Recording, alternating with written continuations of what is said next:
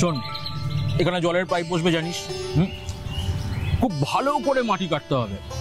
Engineer সাহেব যতখানি deep করে মাটি কাটতে বলেছে ঠিক ততখানি ডিপ করেই কাটবি, পাকামো মারবি না কিন্তু একদম। হ্যাঁ, আর হ্যাঁ, সন্ধ্যের আগে কিন্তু কাজ শেষ করতে হবে, কোনো ফাঁকি দেওয়া যাবে না, ঠিক আছে?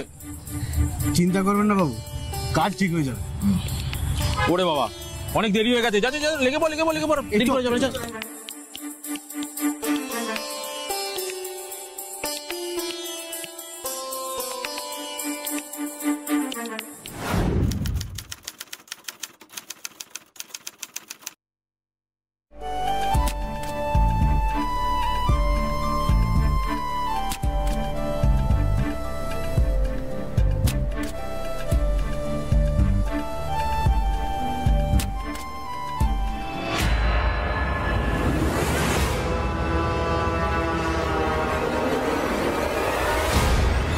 বাবু, বাবু, ও বাবু!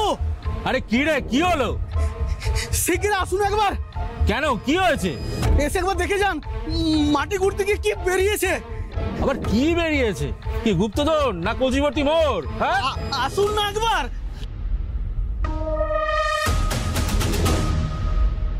কি রে, কি হয়েছে? হ্যাঁ, এই দেখুন।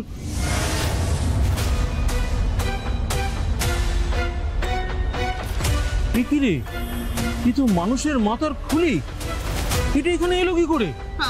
আমার কোনো দোষ নাই বাবু। আরে দেখ, তুই তো মাটি ঘুরতে গিয়ে পেয়েছিস, তোর কেন দোষ হবে? আমি আর মাটি ঘুরবো না, আমি আর কাজ করবো না বাবু। আরে হ্যাঁ হ্যাঁ, এখন কাজ বন্ধ। এই দাঁড়া, পুলিশকে ফোন করতে হবে, না উল্টে আমরাই কেস খেয়ে যাবো। হ্যালো, হ্যাঁ, নিমতা থানা। সালটা 2023। নিমতা থানার 55 তলার একটা এলাকায় মাটি কাটার কাজ চলছিল। মাটি খুঁড়তে খুঁড়তেই মাটির তলা থেকে হঠাৎ বেরিয়ে আসে একটা নরকঙ্কালের করপ। স্বাভাবিকভাবেই এলাকার লোকেরা ঘাবড়ে যায়, গিয়ে তারা নিমতা থানায় ফোন করে বসে। আমরা বাহিনী নিয়ে পৌঁছে যাই ঘটনাস্থলে, গিয়ে যুদ্ধকালীন পরিস্থিতিতে তদন্ত শুরু করি। কিন্তু কোথা থেকে এলো এই নরকঙ্কালের করটি? তাহলে কি বহু বছর আগে কেউ বা কারা তাকে খুন করে ওখানে পুঁতে দিয়ে গিয়েছিল? কিন্তু কাকে পুঁতে দেওয়া হয়েছিল, তার পরিচয় কি? কে বা কারা এই খুনটা করেছিল? কি উদ্দেশ্যেই বা করেছিল? এই সমস্ত প্রশ্নের উত্তর জানতে গেলে আপনাদের অবশ্যই চোখ রাখতে হবে আজকের ক্রাইম ডায়েরির এই রোমহর্ষক পর্বতে। আসুন স্যার, এই দেখুন।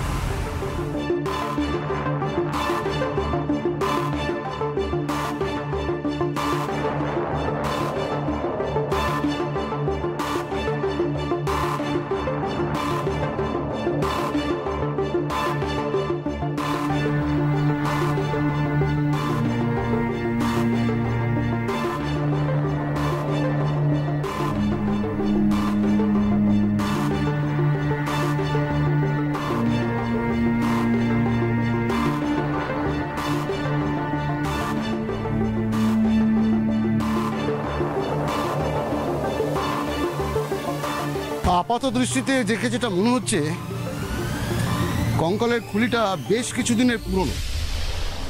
হ্যাঁ স্যার, আমরা তো দেখে তাই মনে হচ্ছে। কিন্তু প্রশ্ন হচ্ছে, এইরকম একটা জায়গায় এই কঙ্কালের খুলিটা এলো কি? স্যার, আমার মনে হচ্ছে কেউ লাশটাকে মাটি পুড়ে চাপা দিয়ে গেছিল। তারপর দীর্ঘদিন মাটি চাপা পড়ে থাকতে থাকতে লাশটা হয়তো কঙ্কালে পরিণত হয়েছে। এটাও তো হতে পারে, তাই না? তুমি হয়তো ঠিকই বলছো রেণুকা, আমারও সেটাই মনে হচ্ছে, মানে সেই সম্ভাবনাটাই বেশি। Yes sir. আচ্ছা, এখানে মাটি কারা কাটছিল? আপনারা? আমরা। এই কঙ্কালের খুলিটা প্রথম কে পেয়েছিল? আমি প্রথম দেখেছি। আপনার নাম কি? আমার নাম জব্বার আলী। বাড়ি কোথায়? বাড়ি মালদা। কিন্তু আমার কোনো দোষ নেই বাবু, আমি নির্দোষ, আমি কিছু করিনি। ওই বাবুই আমাকে এখানে মাটি ঘুরতে বলেছিল। ওই বাবু? হ্যাঁ।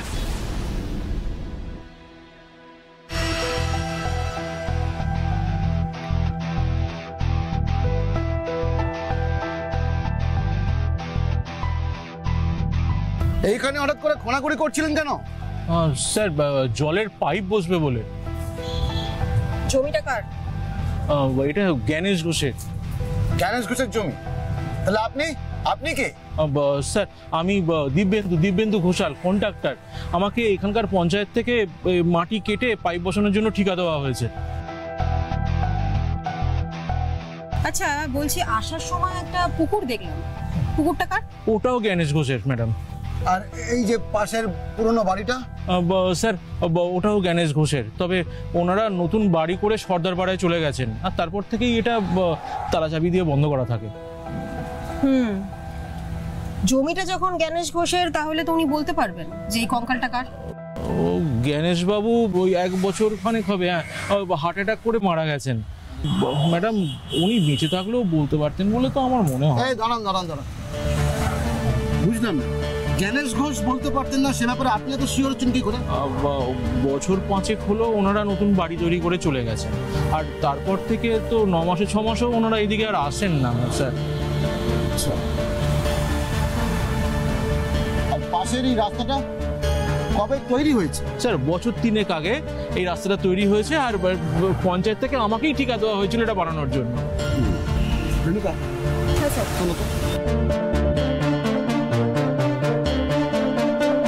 শোনো, এই জায়গাটা আরো ভালো করে খুঁড়তে বলো তো। কেন স্যার, মানে আরো ভালো করে খুঁড়তে বলবো কেন? দেখো, মাটি খুঁড়তে গিয়ে যখন কঙ্কালের খুঁড়িটা পাওয়া গিয়েছে, তখন আমার স্থির বিশ্বাস যে কঙ্কালের বাকি অংশটা, মানে বাকি হাড়গোড়গুলো না মাটির তলাতেই কোথাও চাপা পড়ে আছে। হ্যাঁ স্যার, আপনি একদম ঠিক বলেছেন। তুমি এক কাজ করো, তুমি এদেরকে দিয়ে খুব সাবধানে মাটিটা কাটিয়ে না, সাবধানে বাকি কঙ্কালের হাড়গোড়গুলো উদ্ধার করার ব্যবস্থা করো, আর সেটাকে ইমিডিয়েট ফরেন্সিকে পাঠাবো। Okay sir. শোনো, দেরি করবে না, আজকেই পাঠাবো। Right sir. আর পাঠালে চলবে না রেণুকা, ফরেন্সিককে তাগাদা দেবে যেন রিপোর্টটা যত তাড়াতাড়ি সম্ভব আমাদের কাছে পাঠিয়ে দেয়। ঠিক আছে, আমি এক্ষুনি করছি। আমিও জানতে চাই যে খুলিটা কার, এইরকম একটা জায়গায় এলোই বা কি?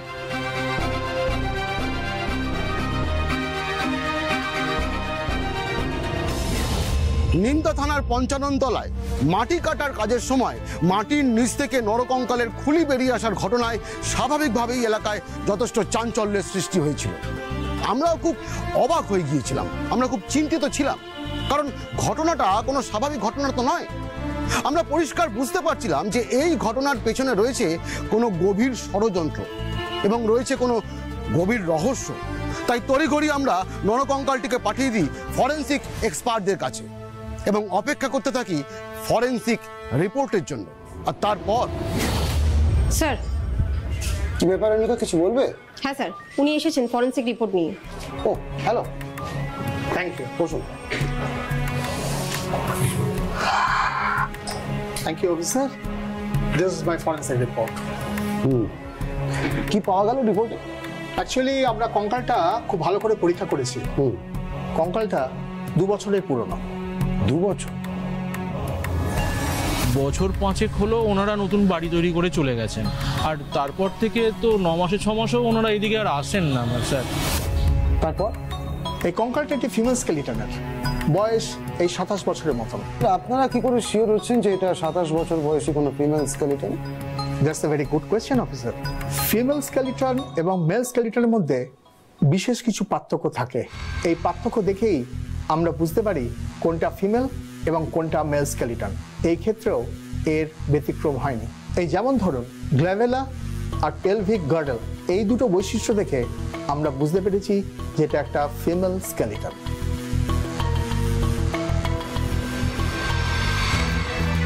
স্যার কিছু ভাবছেন? ভাবছি রেণুকা, এই বিশাল পৃথিবী, কত অগণিত মানুষজন, এই অগণিত মানুষজনের মধ্যে 2 বছর আগে কে কোথায় হারিয়ে গিয়েছে তা খুঁজে পাওয়া কিন্তু খুবই চাপের ব্যাপার, are really very tough job. হ্যাঁ স্যার, কিন্তু কেউ নিখোঁজ হলে তো মিসিং ডায়েরি হবে, তাই না? এক্স্যাক্ট, এখন এই মিসিং ডায়েরি হচ্ছে আমাদের হাতিয়ার। হ্যাঁ স্যার, তাহলে এখন কি করণীয়? এক কাজ করো রেণুকা, তুমি আশেপাশের সমস্ত থানাতে ইনফর্ম করো। Okay sir. সেই সমস্ত থানা থেকে খোঁজ খবর করো যে 2 বছর আগে কোনো যুবতীর নিখোঁজ আমার মিসিং ডায়েরি হয়েছে কিনা। Right sir. I think Renuka we are in a right path. Yes.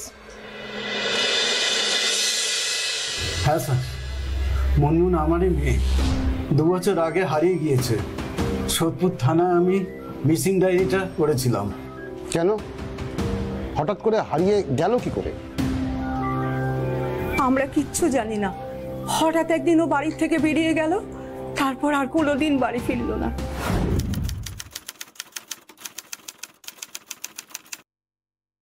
কোথায় গেছে কিছু বলে গেছিল? ভিসার টাকা জমা দিতে যাচ্ছে বলেছিল। ভিসা? ভিসার টাকা মানে আমি ঠিক বুঝলাম না। আসলে আমার মেয়ে বিদেশ যাবে বলে ঠিক করেছিল।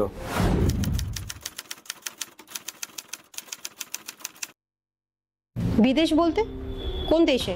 ওই কি একটা দেশ যেন, কি গো বলো না। ইন্দোনেশিয়া। ইন্দোনেশিয়া? কেন হঠাৎ করে ইন্দোনেশিয়াই কেন? আসলে আমার মেয়ে বড় উচ্চাকাঙ্ক্ষী ছিল। না, ভাত দিয়েছ? তাড়াতাড়ি খেয়ে নে, অনেক রাত হলো। আজকে ওই ডাল ভাত আর আলুর তরকারি। তাছাড়া আর কি থাকবে? একটু মাছ আনতে পারো না বাজার থেকে? না, পারি না। কারখানা বন্ধ হয়ে যাওয়ার পর থেকে আমার কোনো আর ইনকাম নেই। ব্যাংক থেকে সুদের যা টাকা পাই তাই দিয়ে এর থেকে বেশি কিছু করা আমার পক্ষে সম্ভব নয়। আমি জানি বাবা, কিন্তু আমার যে রোজ রোজ এরকম খাবার খেতে ভালো লাগে না। দেখ, তুই লেখাপড়া শিখেছিস, বুদ্ধিমতী মেয়ে। তুই যদি না বুঝিস, কি আর বুঝবে বল? শোন মা, তুই এবার একটা চাকরির চেষ্টা কর। 2টো টিউশন পড়িয়ে তোর খরচা তুই নিজে চালিয়ে নিতে পারবি ঠিকই, কিন্তু সংসারের হালটা ধরতে পারবি না।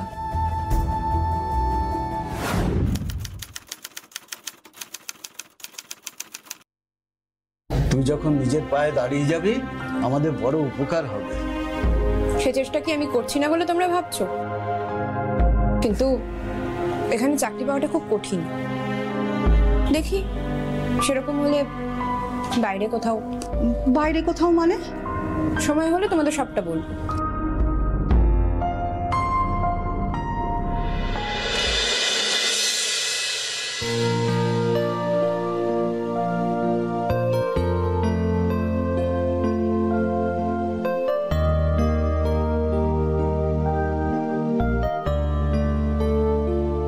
বাবা, কি? বাবা পেপারে না একটা খুব ভালো চাকরির বিজ্ঞাপন বেরিয়েছে গো। কি চাকরি? Receptionist, 5 star hotel. মাইনে কেমন বলছে? বেশ ভালো। তাহলে তুই আজকেই একটা অ্যাপ্লিকেশন করে দে। হ্যাঁ, এই তো ওদের ফোন নাম্বারটা দিয়েছে। আমি আজই একবার ফোন করে যোগাযোগ করব। কিন্তু আবার কি হলো? চাকরিটা এখানে নয়। এখানে নয় মানে? তাহলে কোথায়? বাইরে, বালিতে। কোথায়? বালি, ইন্দোনেশিয়া, বিদেশ। প্লেনে করে যেতে হয়। না না, ওসব বিদেশ হয়ে যাওয়ার কোনো দরকার নেই। কি হলো? সকাল সকাল বাপের মধ্যে কি নিয়ে ঝগড়া শুরু হলো? আর বলো না, তোমার মেয়ের মাথাটা খারাপ হয়ে গিয়েছে। ও বলছে বালিতে চাকরি করতে যাবে। কোথায় যাবে? বালিতে। ও বালি, ওই হাওড়ার বালি? ওখানে আমার পিস্তত দাদারা থাকে। আরে ধ্যাত, এ বালি সে বালি নয় মা, যে ইন্দোনেশিয়া, বালি, বিদেশ। প্লেনে করে যেতে হয়। বিদেশ? সে তো অনেক ঝক্কির ব্যাপার। শুধু ঝক্কির ব্যাপার, অনেক টাকার ব্যাপারও আছে। না না, তোর ওই বাইরে টাইরে যাওয়ার কোনো দরকার নেই। তুই এখানেই একটা ভালো চাকরি খুঁজে নে। শোনো মা, আমি এই ইন্দোনেশিয়ার চাকরিটাই করব। এটা একটা এজেন্সি থেকে দিয়েছে। আমি আজই ফোন করে ওদের সাথে কথা বলব। তার জন্য যা টাকা লাগবে সেই সমস্ত কিছুর বন্দোবস্ত তোমরা করবে। ভুলে যাও না, শুধু জন্ম দিলেই কিন্তু বাবা মায়ের দায়িত্ব শেষ হয়ে যায়। তাছাড়া আমি এই চাকরিটা পেলে আমাদের তিনজনের তো একটু সুখের মুখ দেখা হয় নাকি? পাড়া প্রতিবেশী আত্মীয় স্বজনের তো আর সেই সুযোগটা হয় না। আপনারা দিয়েছিলেন টাকা? গ্রামে আমার সামান্য একটু জমি ছিল, সেটা বিক্রি করে দিয়েছিলাম। তারপর ওর মায়ের কিছু গয়না ছিল, সেগুলো বিক্রি করে দিয়ে ওর হাতে পুরো টাকাটাই তুলে দিয়েছিলাম। আচ্ছা, কোন এজেন্সি সেটা কি আপনারা জানেন? না, ওসব আমরা কিচ্ছু জানি না। তারপর? তারপর মুনমুন যেদিন হারিয়ে গেল সেদিন সকালে। হ্যাঁ হ্যাঁ, এই তো বেরোচ্ছি আমি। হ্যাঁ হ্যাঁ হ্যাঁ হ্যাঁ, পৌঁছে যাবো। কি রে, কোথাও বেরোচ্ছিস? হ্যাঁ হ্যাঁ গো, ওই একটু এজেন্সিতে যাব। সুব্রতদা ফোন করেছিলেন, বলছিলেন ওই টাকাটা ভিসার আর কি, তত তাড়াতাড়ি গিয়ে দিয়ে আসা যায়। ও তাছাড়া গয়না বিক্রি করে যখন টাকাটা জোগাড় হয়েই গেল, তখন আর দেরি করে লাভ কি বলো? দেরি করলে তো আমাদেরই ক্ষতি, তাই না? সে তো বটেই, কিন্তু সকাল সকাল খালি পেটে যাস না, একটু ভাত খেয়ে যা। আমি এক্ষুনি ভাত বসিয়ে দিচ্ছি। আচ্ছা শোনো না মা, এখন ভাত খেতে গেলে অনেক দেরি হয়ে যাবে, আর সুব্রতদাও রেগে যাবেন। আচ্ছা ঠিক আছে, তার থেকে তুমি এক কাজ করো, তুমি বরং ভাতটা বেড়ে রেখো, আমি এসে খাবো, কেমন? আসছি, চলে আসবো।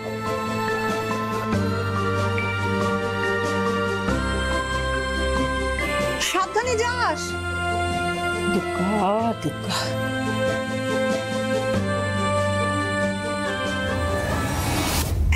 এবার থালায় ভাড়াই পড়ে রইল, আমার মেয়ে আর কোনোদিন ফিরল না। শুনুন, একটু শান্ত হন। ধরুন, একটু জল খান, খান।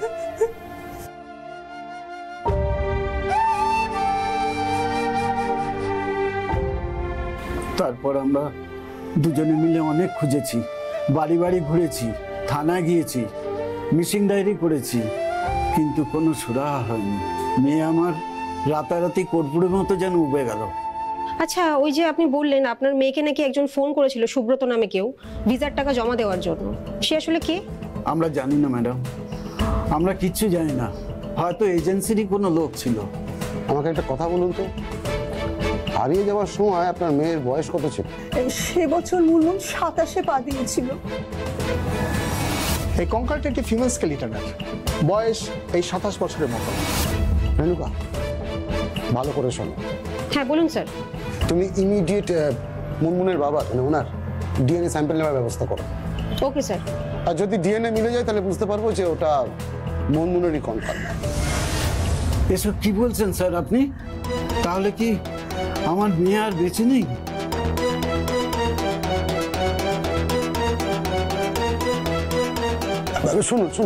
শুনুন, এইভাবে কান্নাকাটি করবেন না, এটা থানার মধ্যে তো, আমাদের কাজে ডিলে হবে। আপনি আগে স্যাম্পলটা দিন, তারপরে তো বাকিটা ওপরওয়ালার ইচ্ছা। ঠিক আছে, একটু শান্ত হন। রেণুকা, চলুন আপনারা। নিমতা কঙ্কাল কাণ্ডের ফরেন্সিক রিপোর্ট হাতে পাওয়ার পর আমরা কোমর বেঁধে অনুসন্ধান শুরু করি। আশেপাশে যত থানা আছে আমরা প্রত্যেকটা থানায় খোঁজ খবর করা শুরু করি যে 2 বছর আগে কোনো যুবতী মেয়ের নিখোঁজ হয়ে যাওয়ার মিসিং ডায়েরি হয়েছিল কিনা। আর এই খোঁজ করতে গিয়ে আমরা জানতে পারি সোদপুর থানার বছর 27-এর মুনমুন ভান্ডারী বলে একটি মেয়ে 2 বছর আগে নিখোঁজ হয়ে গিয়েছিল এবং তার মিসিং ডায়েরিও হয়েছিল। আমরা মুনমুন ভান্ডারীর বাবা মায়ের সাথে কথা বলি এবং জানতে পারি যে ঠিক 2 বছর আগে বছর 27-এর মুনমুন ভান্ডারী বাড়ি থেকে সকালবেলা বেরিয়ে যায় ভিসার টাকা জমা দেবে বলে, কিন্তু সে আর বাড়ি ফিরে আসেনি।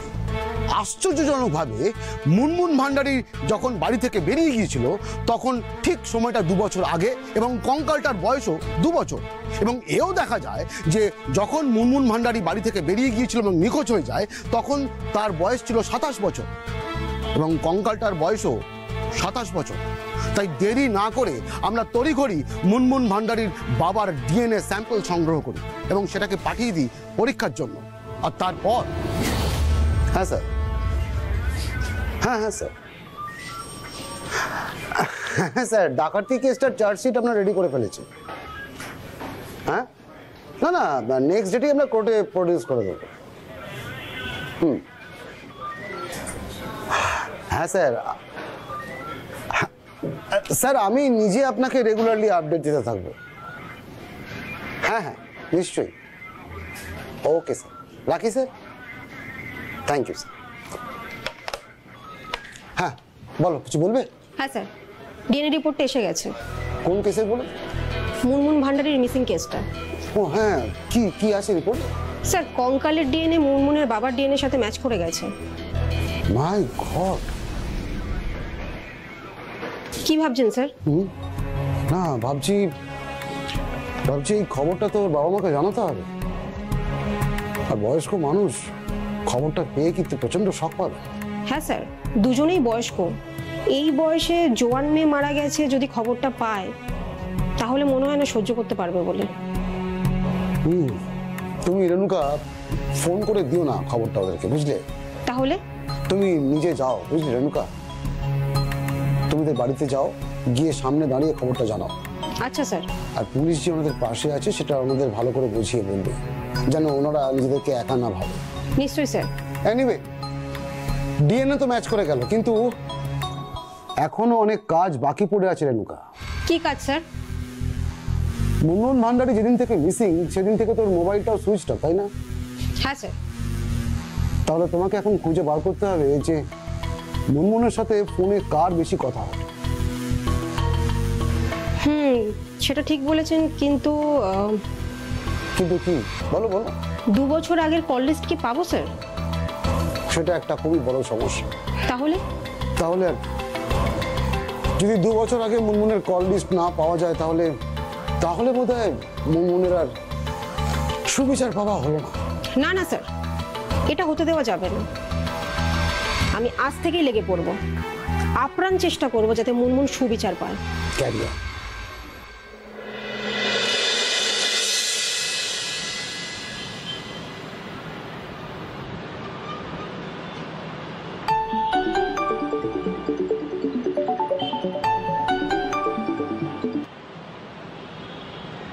হ্যালো।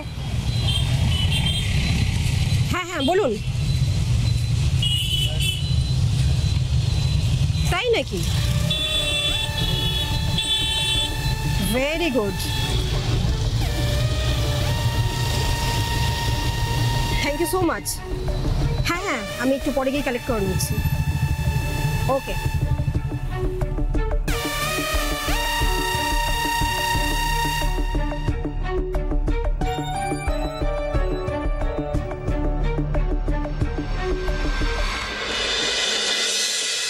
R you sure? তুমি শিওর তো রেণুকা? হ্যাঁ স্যার, সুব্রত তপাদার নামে একটি ছেলের সাথে নিয়মিত কথা হতো মুনমুনের। রাইট। মুনমুনের বাবা মাও কোনো এক সুব্রতর কথাই আমাদের বলছিল। হ্যাঁ স্যার, মুনমুনের মা আমাদের বলেছিল সুব্রত নাকি মুনমুনকে বলেছিল ভিসার টাকাটা দিয়ে যেতে। তুমি সুব্রতর নম্বরে কল করেছিলে? করেছিলাম স্যার, কিন্তু ফোনটার কোনো অস্তিত্বই নেই, মানে নাম্বারটার একদমই অস্তিত্ব নেই, আর কিছুই পাওয়া যাচ্ছে না। ডিঅ্যাক্টিভেটেড, তাই তো? হ্যাঁ, ডিঅ্যাক্টিভেট হয়ে গেছে। তার মানে বেটা আগের নাম্বারটা ফেলে দিয়ে নতুন কোনো নাম্বার নিয়েছে। ইয়েস স্যার, কিন্তু আগের যে পুরনো নাম্বারটা ছিল তার ডকুমেন্টসটা কিন্তু আমি পেয়ে গেছি। ও নিশু, ভেরি গুড জব। ওই ডকুমেন্টসে সুব্রতর ছবি আছে? ছবিটা আছে বলে আমাদের শনাক্ত করতে কিন্তু কোনো প্রবলেম হবে না। আর ঠিকানা পাওয়া গিয়েছে? ঠিকানা পাওয়া গেছে কৃষ্ণনগরের একটি জায়গায়। দ্যাটস ইট, অবশেষে একটা ক্লু পাওয়া গেল। রেণুকা, এক কাজ করো তো, তুমি কালকেই ফোর্স নিয়ে ওই অ্যাড্রেসে চলে যাও। Okay sir. আর এই সুব্রত বেটাকে পেলে টানতে থানায় নিয়ে আসবে। Yes sir. আমার মন বলছে রেণুকা, ওই সুব্রত অনেক কিছু জানে।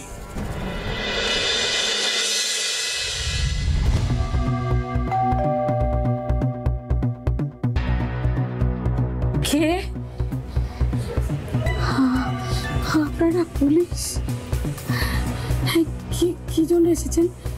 এটা কি সুব্রত তপাদারের বাড়ি? হ্যাঁ। আপনারা কেন? আপনি কে হন? আমি সুব্রতর মা। আপনার ছেলে কই? আমার ছেলে একটু আগে বেরিয়েছে, বাস ধরবে বলে। কোথাকার বাস ধরবে কিছু জানেন? কিছু বলে গেছে কি আপনাকে? হ্যাঁ, কলকাতা, কলকাতার বাস ধরবে বলে বেরিয়েছে। ঠিক আছে, এই চলো।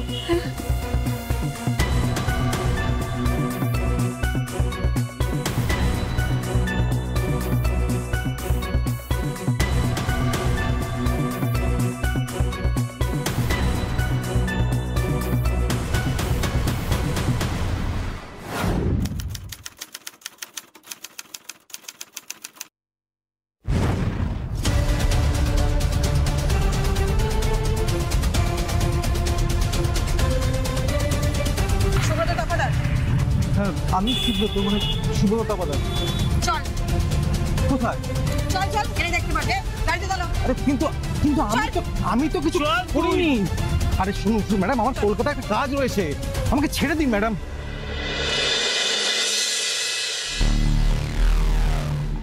সুব্রত, সুব্রত তপাদার, তাই তো? হ্যাঁ স্যার। তা কি কাজকর্ম করেন আপনি? আমার একটা এজেন্সি আছে স্যার। এজেন্সি? হ্যাঁ, কিসের এজেন্সি? Placement agency.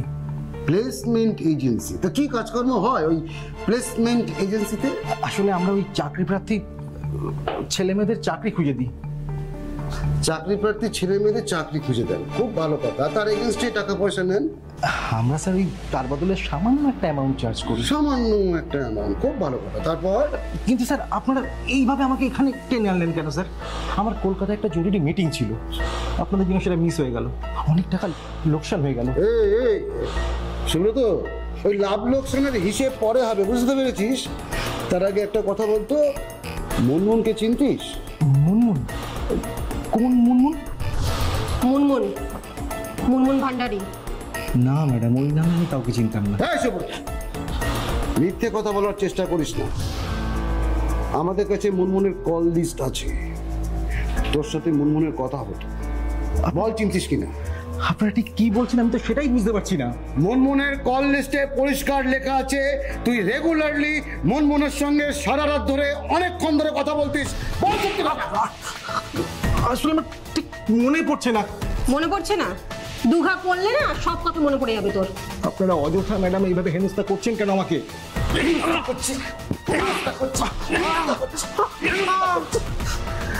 সত্যি কথা না বললে না, হেনস্তারা তুই দেখেছিস কি? সারা রাত ধরে হেনস্তা চলবে, তুই জানিস না আমরা তোর সাথে ঠিক কি কি করতে পারি এখানে। আপনারা অযথা আমাকে মারছেন।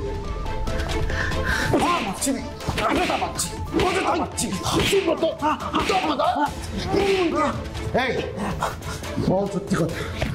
সত্যি কথা না বললে না তোকে এখানে উপর থেকে উল্টো করে ঝুলিয়ে দেবো, তারপর সারা রাত ধরে চাবুক পেটা করবো, হাতের নখগুলো টেনে উপরে নেবো, মাথা ন্যাড়া করে দেবো, এখানে জ্যান্ত পুঁতে দেবো। বল তুই মুনমুনের সাথে ঠিক কি করছিলিস? বল। আমি সত্যি কথাই আপনাকে বললাম স্যার। তুই সত্যি কথা বলছিস না? তুই মুনমুনের সাথে দিনের পর দিন কথা বলতিস, তখন তুই মুনমুনকে কিন্তু ভালো মতনই চিনতিস। কি করেছিস মুনমুনের সাথে? লাগছে ম্যাডাম, লাগছে। লাগা সবে শুরু। বল সত্যি কথা, মুনমুনের সাথে তুই কি করেছিলিস?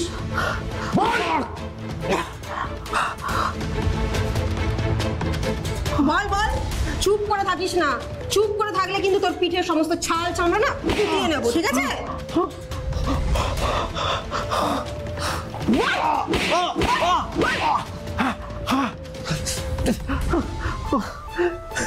ওঠ ওঠ, বল। স্যার আসলে আমার একটা প্লেসমেন্ট এজেন্সির অফিস ছিল নিমতায়, ওই ছোট্ট কনসালটেন্সি কোচের। আমি আর আমার বউ কাকুলি মিলেই ওই অফিসটা চালাতাম। আমরা চাকরি প্রার্থীদের জন্য রেগুলার খবরের কাগজে বিজ্ঞাপনও দিতাম। ওই বিজ্ঞাপন দেখি মুনমুন একদিন। আচ্ছা দাদা, প্লেনে করে বালি যেতে কতক্ষণ লাগবে? কিন্তু প্লেনে তো কলকাতা থেকে ডিরেক্ট বালির ফ্লাইট নেই। ও তাহলে?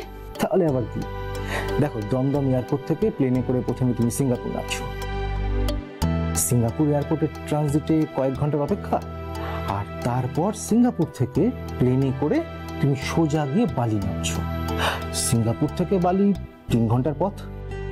এসব কিছু বাদ দাও, আগে বলো তোমার পাসপোর্ট আছে তো?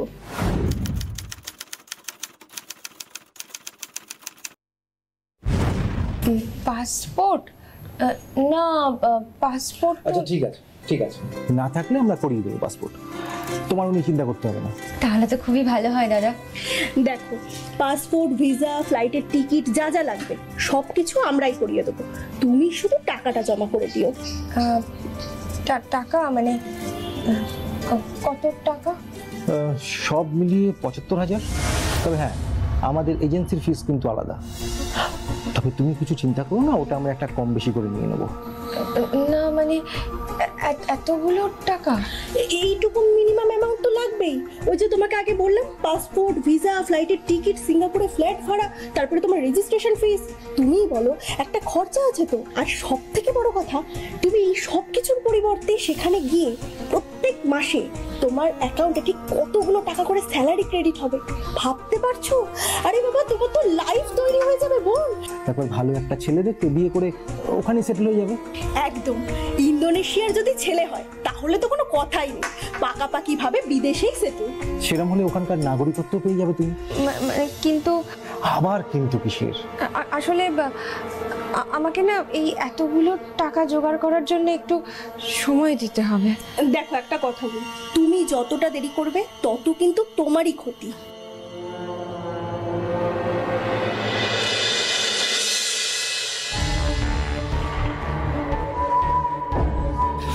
হ্যাঁ, নাও, ধরো, দাও।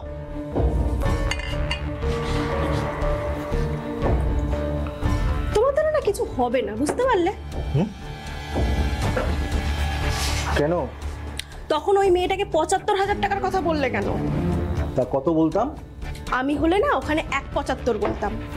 কাকলি, ও একটা গরিব ঘরের মেয়ে, ওর অত আর্থিক সঙ্গতি আছে নাকি? বাবা, তোমার তো দেখছি দয়ার শরীর। আরে বাবা, যে মুরগিকে জবাই করবে তার ঠিক কতটা ব্যথা লাগবে সেটা ভাবলে চলে? ভালো বলেছো। এসো না তো, না বাবা, দেখলে গা পিত্তি চলে যায়। খাও।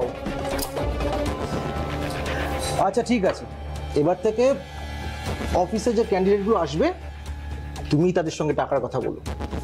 আর তাছাড়া আমার তো আবার কার ফোন? এক মিনিট। হ্যাঁ বলো। তাই? বাহ। আচ্ছা, তুমি এক কাজ করো, তুমি সামনের রোববার অফিসে টাকাটা নিয়ে এসো। হ্যাঁ ঠিক আছে, ঠিক আছে, ঠিক আছে, রাখছি। তোমার মুরগি ফোন করেছিল। কে? মুনমুন? আবার কে? কি বললো? বললো কিছু টাকার ব্যবস্থাও নাকি করেছে। বাহ, তাহলে তো বেশ ভালো খবর। যাক, কবে আসছে তাহলে? শুনলে তো, তোমার সামনেই বললাম, সামনের রোববার অফিসে টাকাটা নিয়ে আসতে। সকালেই মনে হয় নিয়ে আসবে।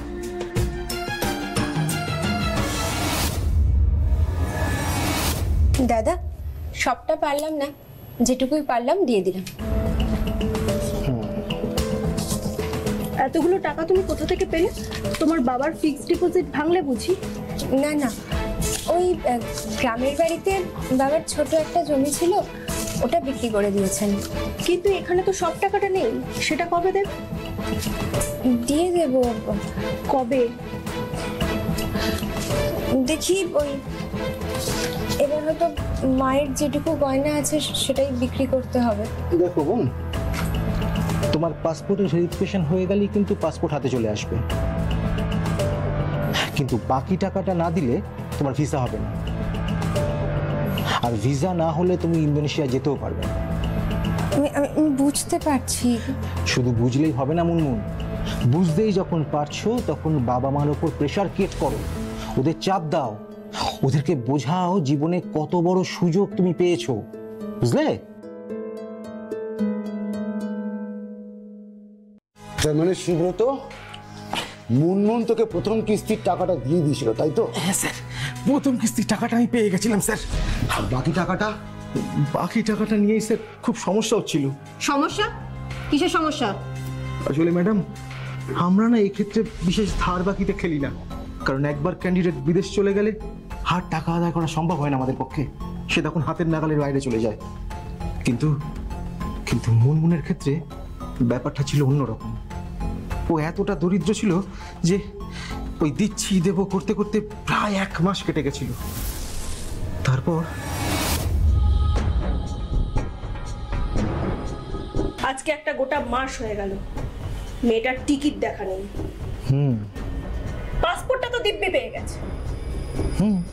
তাহলে আর অযথা দেরি কিসে? মানে এসে বাকি টাকাটা দিয়ে যাক। তা না করে শুধু শুধু আমাদের দিনের পর দিন ওকে দড়ি দিয়ে ঘোরাচ্ছে। হ্যাঁ, তুমি দাঁড়িয়ে দাঁড়িয়ে ওই হুই করে যাও। আজ তো ধর্মের ষাঁড়। এই, ওকে একটা ফোন করতে পারছো না? হালকা করে করকে দাও না। ফোন করি তাহলে? হ্যাঁ, তাই করো। মেয়েটা খুব শেয়ানা। ও ভাবছে ও গরিব করে ওর বাদ বাকি সব টাকা আমরা মুকুব করে দেবো। কি এমনি বিদেশে? আরে আমরা কি চ্যারিটি খুলে রেখেছি নাকি? এই আমরা এখানে সমাজ সেবা করছি? না না, একদম না। এটা তো আমাদের ব্যবসা, এটা করে আমাদের সংসার চলে। ঠিকই তো। আবার দাঁড়িয়ে ফুট কাটছো? যাও ফোনটা করো ওকে। ভালো করে দাবদানি দেবে কিন্তু। দেখো, অভাবের কথা শুনে আবার গলে জল হয়ে যেও না।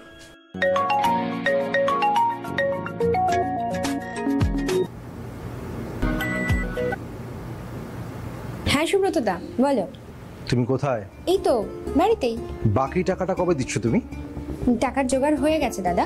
ওই তো আজকে গিয়েই মায়ের গয়নাগুলো শাকরার দোকানে বিক্রি করে দিয়ে এসেছি। দেখো মুনমুন, তুমি কোথায় কি করছো সেটা বড় কথা না আমার কাছে।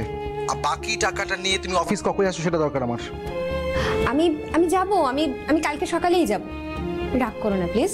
বাকি টাকা, পাসপোর্ট আর সমস্ত ডকুমেন্টস গুলো কিন্তু কালকে অফিস নিয়ে আসবে, নইলে খুব বড় প্রবলেম হয়ে যাবে কিন্তু। ঠিক আছে? ঠিক আছে, রাখছি।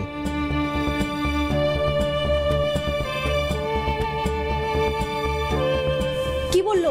টাকার জোগাড় হয়েছে? কাল টাকা নিয়ে আসছি অফিসে। কালকে? দেখে ওর কালকেই আসতে হলো কেন? কাল আসলে অসুবিধাটা কোথায়? তোমার না কিচ্ছু মনে থাকে না। তোমাকে তো আমি বললাম কালকে আমি দিদির বাড়ি যাবো শেওড়াফুলি। আচ্ছা ঠিক আছে, তুমি শেওড়াফুলি যাও, এদিকটা আমি ঠিক ম্যানেজ করে দেবো। আমার উপর ভরসাটা রাখো। পারবে তুমি? হ্যাঁ, ঠিক পারবো। আসো, বসো।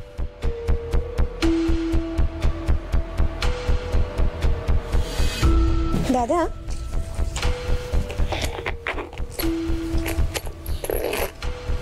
এই আমার পাসপোর্ট আর এই যে বাকি টাকাটা।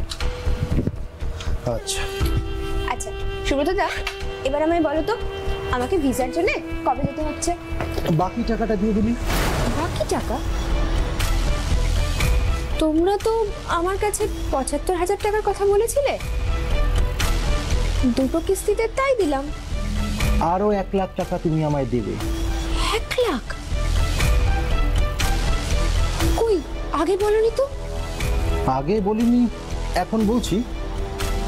আরো 1 লাখ টাকা তুমি দেবে।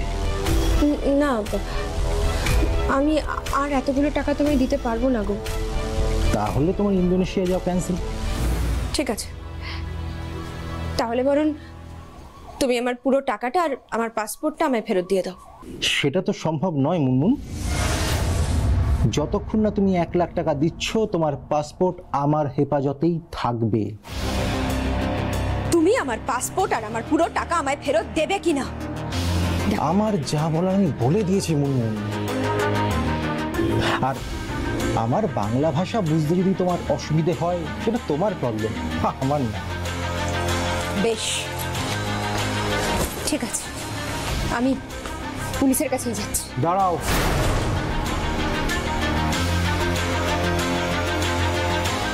তুমি থানা পুলিশ করতে চাও? হ্যাঁ করবো। আমি এক্ষুনি এখান থেকে বেরিয়ে থানায় যাব, পুলিশকে গিয়ে তোমার আর তোমার বউয়ের নামে FIR করে জানাবো তোমাদের সকলকে আমি জেলের ঘানি টানিয়ে ছাড়বো। তুমি আমার নামে FIR করবে? আমার আর আমার বউকে জেলের ঘানি টানাবে? তাই করবো।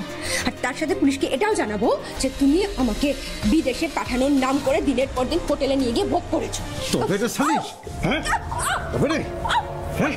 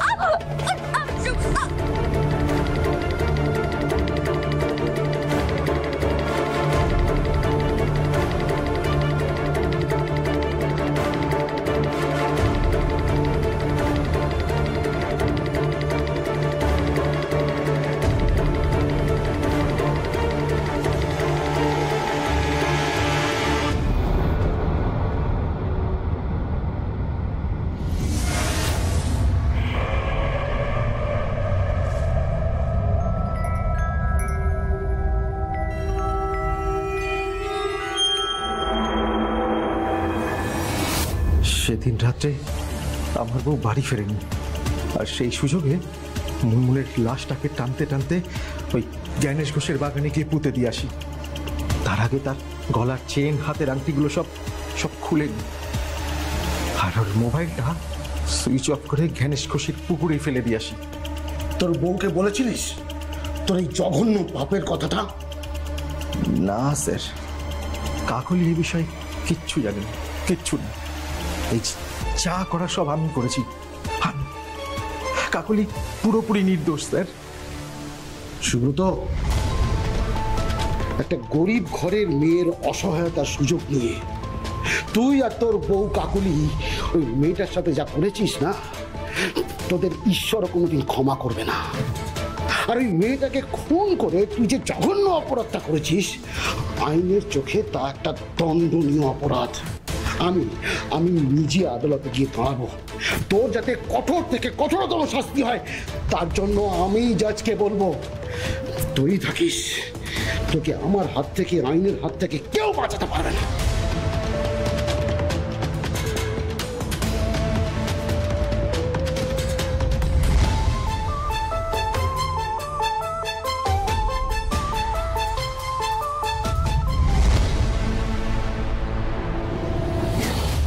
সুব্রতর শাস্তি হয়েছে, নিম্ন আদালতের রায়ে সুব্রতর ফাঁসির সাজা হয়েছে।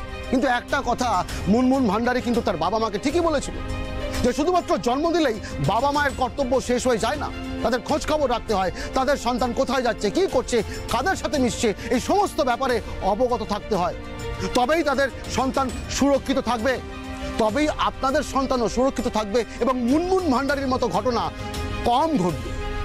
কারণ ঘরের কাছে নিঃশ্বাস ফেলছে কোনো এক মুখোশ পরা অপরাধী। তাই সাবধান হও বাংলা, সাবধান হন আপনারাও। নমস্কার।